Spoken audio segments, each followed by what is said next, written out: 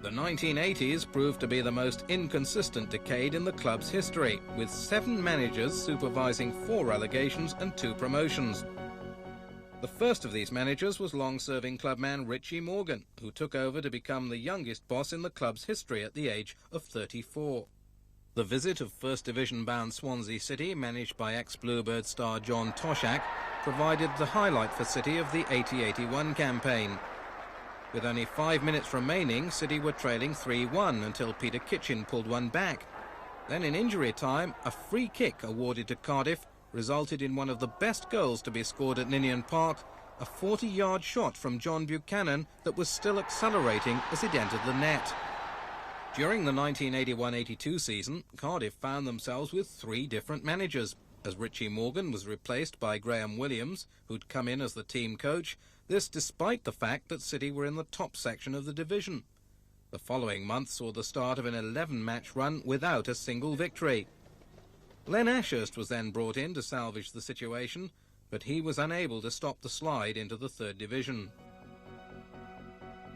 With little money available for new signings, Ashurst looked to the free transfer market.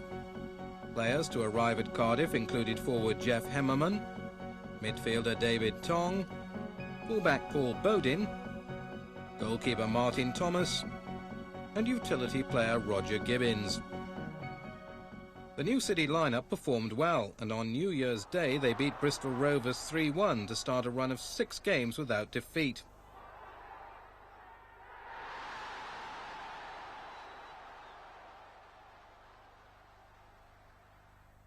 A win in the last home game against Orient would ensure promotion, and over 11,000 fans watched them do it in style. Hemmen a chance, Hatton surely a bit slow, but a chance still on for Dave Bennett. Lewis, what a beautiful goal finally. Silkman to take the free kick. Mullen, pass McNeil, chance of a Cardiff break, Heberman. David Bennett is square, if you can see him. Well, he's got it, a chance for Cardiff. Oh! Put away beautifully. That's the end of it all. Cardiff are in the 2nd division. 2-0 winners, Len Ashurst, the sunglasses, applauding the team, and this is what the crowd think of it all. It really is quite mad. Scenes of great joy, the team mob. We can't really see the players. I doubt if they'll ever get off the field. 2-0 was the final score, and the relief and excitement was plain to see as the City players returned to their dressing room, 2nd division players again after just 1 season in the 3rd.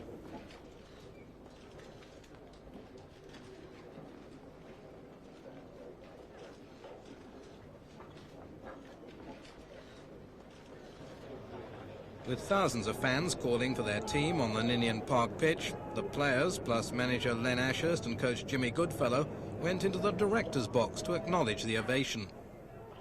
The lads have worked hard over 46 games, and this is the culmination of a lot of work. But I think it's a day for everybody, the spectators in particular. They've had a lot of problems in the last 4 years, struggling against relegation. Then eventually we went down last season. But we've come up with a little bit of style, I think, overall.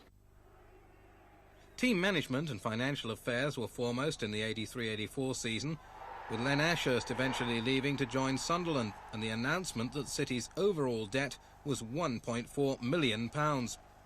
As a result, new manager Jimmy Goodfellow was advised that new talent could not be bought, and promising young players would have to be sold. City finished 15th in a season which saw Toshak bring recently relegated Swansea back to Ninian Park for an exciting encounter. The 2 seasons that followed saw Cardiff plummet into the 4th division. Attendances reached an all-time low and managers came and went. The control of the club was also changed when Kenton Utilities sold out to City director Tony Climo. Desperate to lift their flagging fortunes and raise gates, which had seen the lowest home attendances ever, at the end of the 1986-87 season, manager Frank Burrows looked for new blood in the transfer market. His meagre cash resources expanded when Watford came in to buy goalkeeper Mel Rees for £100,000.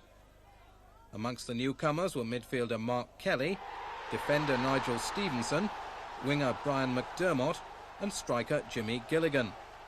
The new lineup proved a useful squad, and although attendance figures were low at the start of the season, new confidence emerged as the results proved more positive.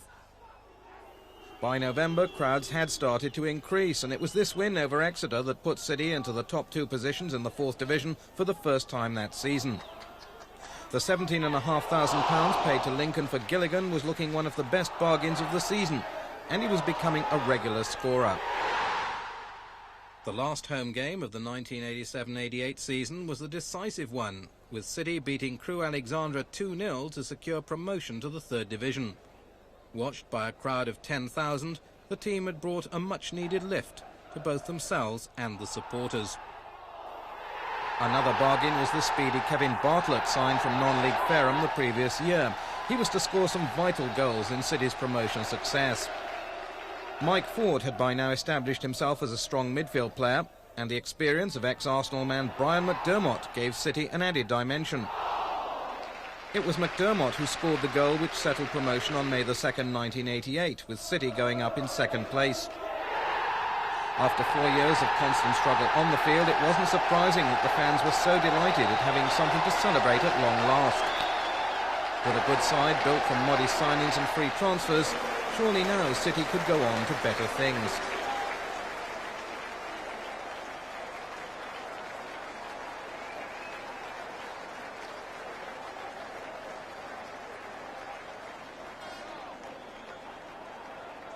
The spirit's been great this season. I think we got what we deserved last year, but this year I think the lads have stuck together.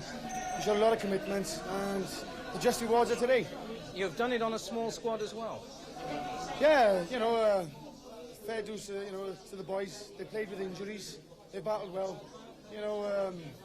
What more can I say? As you said, we've got a senior squad of 16 players, and everybody's played their part.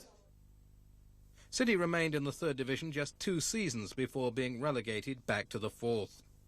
In 1991, local businessman Rick Wright emerged as a financial benefactor willing to wipe out City's immediate debts and pay the wages of new recruits.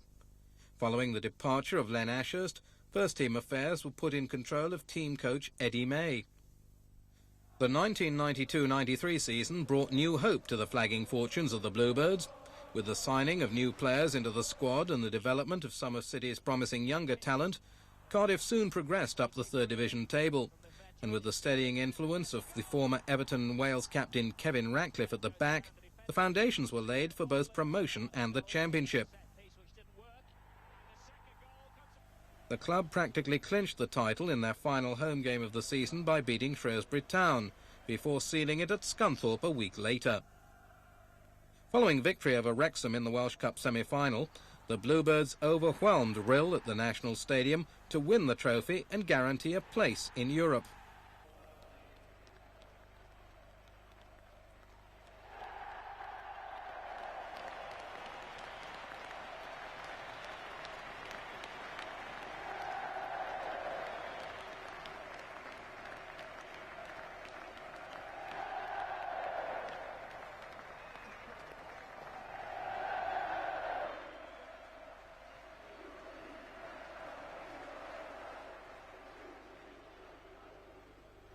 In the summer of 1993, Rick Wright made headline news with the unprecedented move of giving the club away to the 8,500 members of the Junior Bluebirds. Only time will tell if the club can go on to further success. Football started off with the people getting together to form a team and then watch the team. And I really think that in some respects football's gone too far away from its roots. And I think that Cardiff City is going back to its roots, that the club is now owned by the supporters who are in fact the lifeblood of any football club.